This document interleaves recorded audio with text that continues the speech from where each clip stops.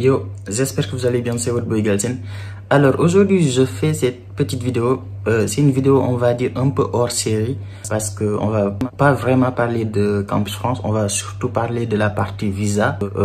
Je sais que c'est une vidéo, c'est pas le bon timing parce que même moi je voulais pas la faire, hein, je voulais attendre vers le mois d'avril ou bien vers le mois de mai ou bien juin pour parler de tout ce qui concerne le visa, etc. et tout ce qui concerne les dossiers de visa, on va dire. Mais vous avez été très nombreux à me poser cette question, donc on va essayer dans cette vidéo de parler de logement, sur comment avoir les papiers pour déposer le visa, sur comment se loger en France si vous ne connaissez personne, etc. Donc voilà, si c'est bon pour vous, c'est parti, générique.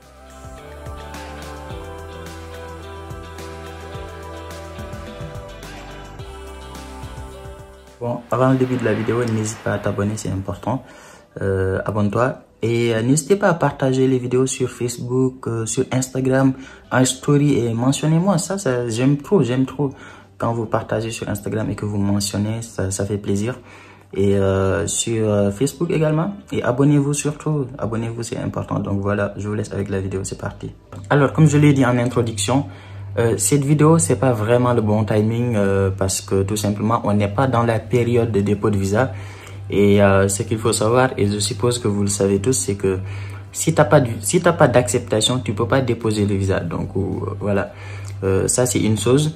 Et donc ça sert pas à grand chose en ce moment-là de vous parler de logement, parce que pour moi le plus important en ce moment-là, c'est surtout de vous expliquer comment faire pour augmenter vos chances d'avoir une acceptation d'abord dans une université. Et une fois que vous aurez une acceptation, vers le mois d'avril, on va parler de visa, on va parler de prise en charge, on va parler de logement, etc. Mais j'ai décidé, comme je l'ai dit, de faire cette vidéo tout simplement parce que il y a beaucoup d'entre vous qui décident de ne pas faire les démarches ou bien qui décident d'arrêter les démarches parce que tout simplement vous ne connaissez personne en France, parce que vous vous dites même si tu es accepté, comment tu vas faire pour te loger, comment tu vas faire pour avoir les papiers pour le dépôt de visa, etc. C'est pourquoi j'ai décidé de faire cette vidéo, pour vous rassurer et vous dire, faites les démarches. Faites les démarches et vous allez voir à la période de dépôt de visa, vous allez avoir des solutions. Vous-même, vous allez trouver, vous n'aurez même pas besoin que je vous les dise en fait. Vous allez chercher, vous allez avoir l'envie. Bien sûr, là, c'est seulement les gens qui ont vraiment l'envie, qui ont envie de venir, qui vont trouver des solutions. Mais je me propose dans cette vidéo de vous donner quelques propositions, on va dire, sur comment avoir un logement pour pouvoir déposer le visa. Ou du moins, comment avoir les papiers, parce que le logement, c'est un peu plus compliqué. Alors, on va dire la première solution, la meilleure solution, on va dire, qui peut vraiment vous garantir à 80% d'avoir le visa. Bien sûr, si vous avez également la prise en charge, une bonne prise en charge, c'est de connaître une personne dans la ville où vous êtes accepté. Parce que oui, ce que l'ambassade vous demande, c'est des papiers d'une personne, ou bien en tout cas des papiers de logement dans la même ville où vous êtes accepté. Donc si vous connaissez une personne dans la ville où vous êtes accepté, c'est cool. Bah, la personne elle a juste à vous envoyer les papiers qu'il faut, à vous envoyer voilà les papiers, l'attestation de logement, etc., les pièces d'identité, tout ça on va en reparler plus tard. Mais voilà, si vous connaissez une personne dans la ville où vous êtes accepté, c'est la meilleure solution et voilà, c'est vraiment la meilleure solution. Maintenant, tout le monde n'a pas la chance de connaître une personne dans toutes les villes de France. Il y a beaucoup d'entre vous qui connaissent une seule personne en France qui est dans une seule ville et il y a d'autres parmi vous qui ne connaissent personne en France. Donc la deuxième solution que je vous conseille, c'est de contacter les associations. Oui, j'en parle dans presque toutes mes vidéos qui parlent de logement, mais c'est quelque chose de très important et les associations sont là en fait pour vous aider, pour aider d'abord ceux qui sont en France, ensuite aider ceux qui viennent d'arriver et vous aider vous qui êtes au bled et qui souhaitent avoir des papiers pour venir en France.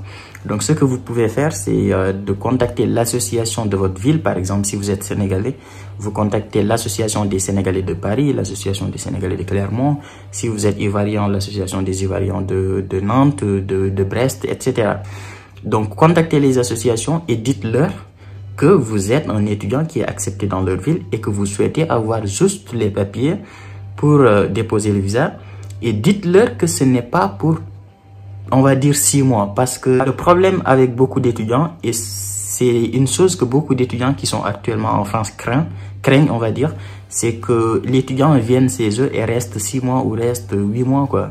Et si tu es chez quelqu'un et que tu participes pas, tu payes pas le loyer, et tu participes pas dans la nourriture, etc. C'est compliqué. Les gens, ils veulent pas vous garder pendant très longtemps. Donc, dites que c'est juste pour 1 semaine, 2 semaines, 3 semaines, voire 1 mois, le temps de chercher quelque chose et de partir, quoi. Donc, pensez-y, pensez à contacter les associations. Donc, ça, c'est la deuxième solution. La troisième solution que je vous propose et qui est également intéressante, on va dire, c'est de postuler pour le Crous.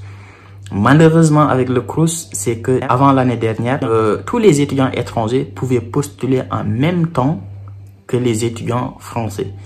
Malheureusement, depuis l'année dernière, on ne peut plus postuler en même temps que les étudiants français. On est obligé d'attendre ce qu'on appelle la phase complémentaire. C'est quoi la phase complémentaire? C'est tout simplement une phase qui se déroule au mois de juillet, c'est très tard. Et c'est seulement si, par exemple, lors de la phase principale, si tous les Français qui ont déposé ont un logement et qu'il reste quelques chambres, bah, il les distribue aux étrangers.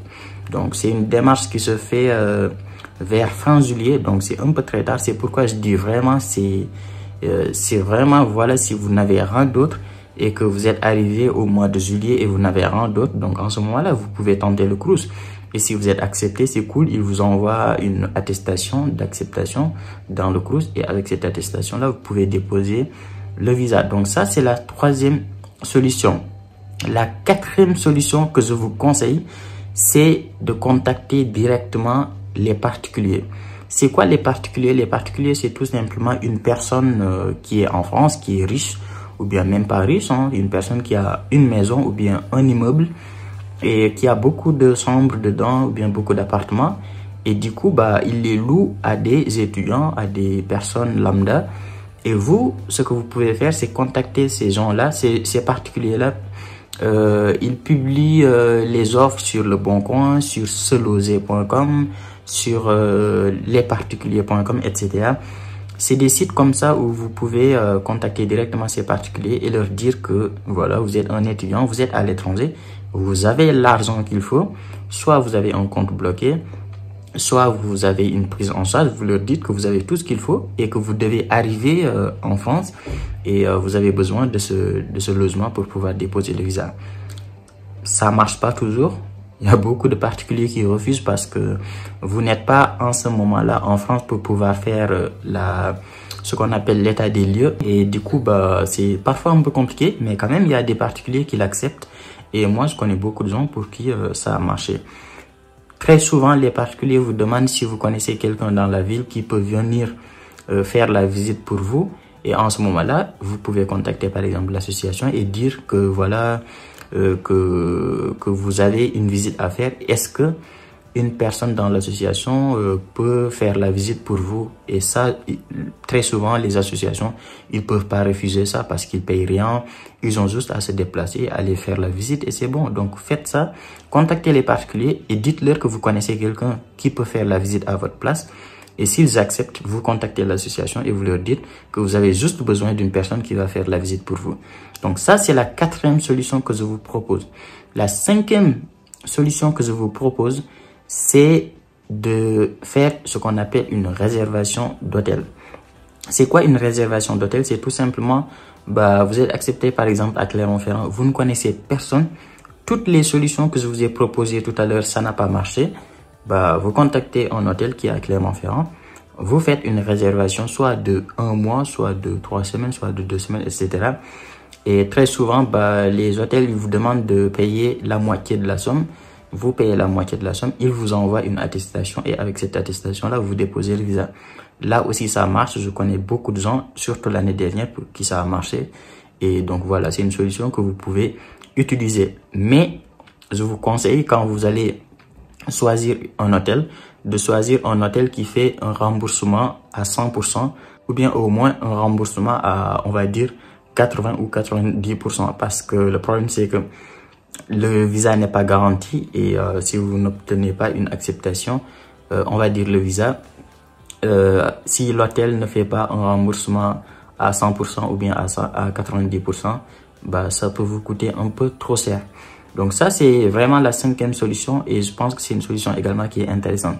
La 6e et la dernière solution que je vous propose, et malheureusement cette solution-là, elle ne concerne pas tout le monde. Elle concerne uniquement les gens qui connaissent au moins une personne en France.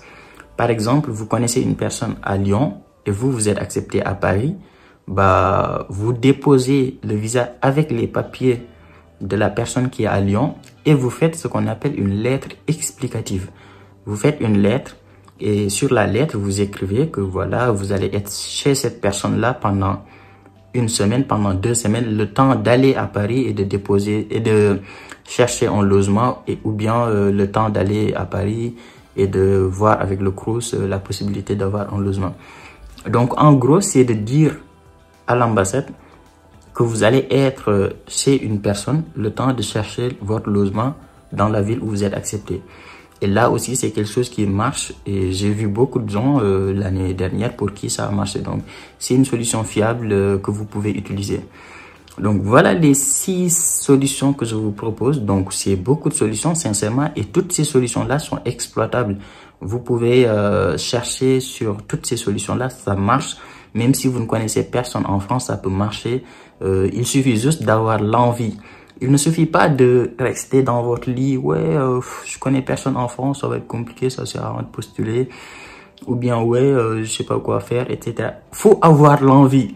Toutes les personnes que vous connaissez qui sont en France, enfin, à part quelques exceptions, hein, pour qui c'est l'agence qui a tout fait. Mais il y a beaucoup de gens, ils sont là parce que ils se sont donnés, en fait. Ils ont vraiment beaucoup fait de recherches. Pour les acceptations, pour les universités, ils ont fait énormément de recherches. Pour les logements, ils ont fait énormément de recherches. Ils sont allés contacter presque tous les étrangers de la ville où ils sont acceptés. Ils ont tout fait pour la prise en charge. Pareil, ils sont partis chercher partout pour avoir une prise en charge. Donc, n'hésitez pas à chercher partout. Il y a beaucoup de choses que vous pouvez faire gratuitement au lieu d'aller voir une agence qui va vous faire un papier ou bien une prise en charge qui n'est pas du tout bon. Et vous le déposez, bah, l'ambassade voit que c'est une attestation qui est falsifiée ou bien que c'est une prise en charge qui est falsifiée, etc. Bah, vous risquez 5 ans de liste noire, c'est-à-dire 5 ans pendant lesquels vous ne pouvez pas déposer de visa pour toute l'Union européenne, hein. Pas que la France, mais toute l'Union européenne, c'est-à-dire l'Italie, l'Espagne, les Pays-Bas, etc. Tout ça compris. Donc, évitez ce risque-là, évitez les agences, faites les démarches seules. Utilisez les solutions que je vous ai données et je vous assure que ça peut marcher pour vous. Donc voilà pour cette vidéo. Mettez-moi un gros like si vous avez aimé la vidéo. C'est très important, les gros likes, les gros likes comme ça là, je les adore. Et dites-moi en commentaire ce que vous avez pensé de la vidéo. Là aussi c'est très important. Ça me permet de savoir ce que je dois améliorer. Et ça me permet également de savoir sur quel sujet je vais traiter, pour les prochaines vidéos. Et surtout, je ne vous vois jamais partager. Et mes abonnés, ils sont incroyables, hein, ils partagent jamais. Je sais que vous mettez des gros likes, et ça, on aime. Je sais que parfois, vous mettez des commentaires, mais vous partagez pas. Je vois jamais mes publications sur Facebook, tout ça. À chaque fois que je vois ma publication sur Facebook, c'est moi-même qui l'ai partagée. Et sur Instagram, pareil. Partagez sur vos stories, mentionnez-moi. Et moi, je vais pas partager. Par contre, je vais pas repost, on va dire. Parce que mon Instagram, c'est encore un peu privé. Vous l'avez remarqué, je parle jamais de Camps France sur mon Instagram. Mais voilà, ça fait quand même plaisir partager et mentionner moi. Ça fait vraiment plaisir. Et si vous faites ça, moi, je vous enverrai un petit message pour vous dire merci, etc. Donc voilà, n'oubliez pas l'abonnement. Ah, j'ai failli oublier l'abonnement. Abonnez-vous, c'est très important. Et voilà, nous, on se dit à très vite pour une nouvelle vidéo.